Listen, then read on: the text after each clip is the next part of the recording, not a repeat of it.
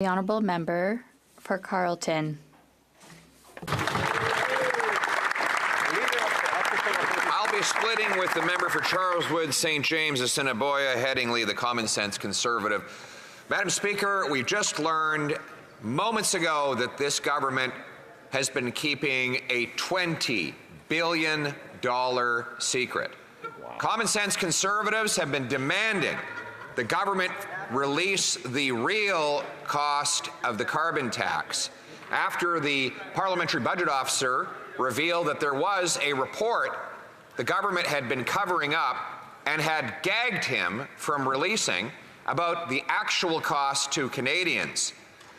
Now, because Common Sense Conservatives brought forward this motion before the committee, before the House, because of our relentless questioning and the pressure that is weighing heavily on Liberal MPs, the government has finally relented and released part of the information. It had to be pulled out like a rotten tooth, Madam Speaker, and rotten it is. $20 billion per year in lost GDP as a result of the carbon tax. That works out to $1,200 per family in extra annual costs for Canadians. $20 billion for 17 million families is $1,200 a family in higher costs that this Prime Minister has been covering up. Not once in any of the tables that he released to claim that Canadians were somehow better off with the carbon tax and rebate did he include these economic costs that he knew existed. Why? Because he wanted to continue to spread the falsehood. He wanted to tell Canadians that paying more for gas, heat, and groceries would make them better off. Just like he claimed that raising their income tax would make the middle class better off. 90% of middle class income taxpayers are now paying more than they were 9 years ago when he promised to cut their taxes. And then, of course, yesterday, we tested their claim that only the $800,000 a year investment banker who's in the top 0.13% would pay this new tax, job-killing tax on home building, farmers, small businesses, and healthcare. And we tested it by simply saying, sure, if that's the case, then you'll amend your bill to say that anybody who's part of the 99.87% of the population will be excluded from any new capital gains taxes, and the minister refused to do that because we all know that it will be plumbers, electricians, carpenters, farmers, small businesses, restaurant owners who will pay this Liberal tax increase. What we're coming to understand is that you cannot believe a word this Prime Minister says about money or about taxes, because at the end of the day, he has an insatiable appetite for other people's money. He wants to stuff the face of his obese, morbidly obese government with the hard-earned tax dollars of working-class Canadians. And he has the full support of the greedy NDP to do it. The NDP believes that your money is their money. And they are here for one purpose, to help the Prime Minister vacuum up every single nickel that hardworking Canadians, and including entrepreneurs, earn on the ground. But Common Sense Conservatives are exactly the opposite. You'll notice that we take delight in the fact that we don't fit in this place. We stand out. We stand out as the only party that will axe the tax, build the homes, fix the budget, and stop the crime.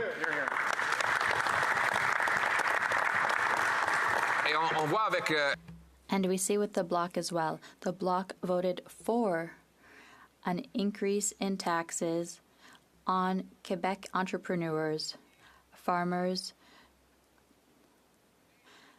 doctors, and home builders. Quebecers, according to the Bloc, should pay more of their money to the federal Liberal government, the colossal government. The Bloc and the Liberals are a centralizing coalition, Madam Speaker. We are the only party that wants to allow entrepreneurs, farmers, doctors, and small businesses of Quebec to keep their own money and to make their own decisions. It's the same thing with the tramway, Madam Speaker, a project that would cost at least $11 billion. That means $28,000 for each family in the Quebec City region. $28,000. If you ask families in that region, do you want $28,000 or do you want a tramway in 10 years? I think the decision is clear. The people of Quebec City want money in their pockets. They want a third link to connect the two sides of the river. That is common sense, and we are the only party of that opinion. No white elephants. No. We want to fix the budget and cut taxes. That is common sense, Madam Speaker. And so, here we are today with this government, again, raising taxes, again, making claims that are demonstrably false when you look at their own documents. Look at the capital gains issue. First, the government claimed only 44,000 people will pay. Small number. They all live on a hill somewhere. But then they admit that 300,000 separate businesses, most of them small businesses, will pay. So there's 300,000 businesses, but only 44,000 will pay? I find it hard to believe that each of these 44,000 people owns 6 different businesses. No, in reality, those 300,000 businesses probably have millions of owners and definitely have millions of employees. All of them will pay the tax. Then they said, we're very concerned that welders are paying a higher tax rate than investors. They said, okay, why don't you just, we have a NOC code, a National Occupation Code for a welder. You could say in the law that anybody who's a welder, as defined by the National Occupation Code, is excluded. Nope, she wouldn't do that. I said, let's exclude the NOC code for carpenters. Nope, didn't want to do that either. Let's exclude, why don't we exclude nurses? Because the nurses who invest in rental properties or may have a family cottage that they want to sell, they could exclude nurses. So go look up the NOC code for nurses, pop that right into the Income Tax Act, say no nurse will pay this higher tax rate. Nope, they weren't willing to do that either.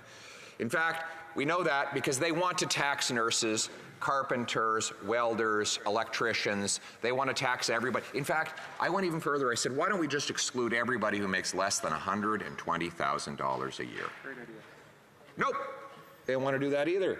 Right. So it turns out, if none of these people are affected by the tax, the minister should have said, oh, that's easy. Yeah, we'll have that drafted up this afternoon. We'll put it in there, no problem.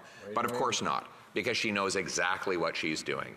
She's putting her greedy hands in the pockets of working class people, and she's stealing their money, just like she did with the carbon tax, just like they did when they raised income tax, just like they did in 2017 when they went after our small business tax creators. The good news is that we have defenders of the taxpayers in this party. The tax fighters are all on this side of the House, the common sense conservatives. And if you're out there and you're working hard, you've seen your housing costs double, you're worried about losing your home, you've got 2 or even 3 jobs just to avoid eviction, you might feel a loss of hope. But the good news is that life was not like this before this Prime Minister and the NDP, and it won't be like this after they're gone. Hear, hear. We're going to bring home the Canada that we knew and still love by axing the tax, building the homes, fixing the budget, and stopping the crime. We will once again make this a country where hard work pays off, where entrepreneurs are incentivized and rewarded and honored, not demonized, where we don't turn workers against business owners, we turn workers into business owners in a country where hard work brings a powerful paycheck and pension that buys affordable food, gas, and homes in safe neighborhoods. That is what the common people deserve, the common sense of the common people united for our common home. Your home, my home, our home. Let's bring it home.